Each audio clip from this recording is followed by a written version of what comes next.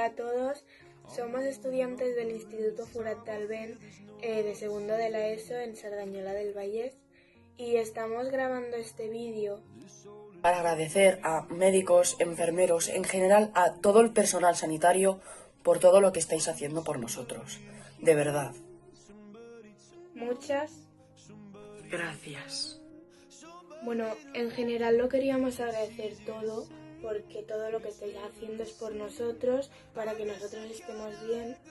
Y pues nada, queríamos agradecer pues que vayáis cada día a trabajar, arriesgándoos vosotros a coger el virus, porque sois los que más cercanos tenéis el virus. Cuando lleguéis a vuestras casas, si tenéis familia, pues arriesgaros a contagiarles el virus si lo tenéis, si no lo sabéis. Atender a todos los pacientes que os es posible, aunque no a todos los podéis atender, lógicamente, porque hay muchísimos casos. Por todo para nuestro bienestar, y pues que muchas gracias por todo.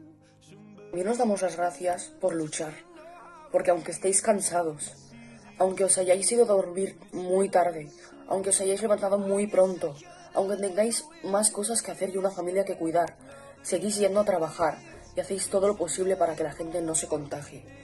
Y a los contagiados, tratarlos con el mayor cariño posible y hacer que no lo pasen mal e intentar curarlos.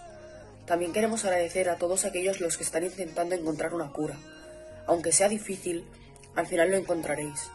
De verdad, no podemos estar más agradecidos. Bueno, y que nunca vamos a poder compensaros todo lo que estáis y habéis hecho por nosotros estas semanas. Pero espero que sepáis que este vídeo es para compensároslo todo. Gracias. Gracias.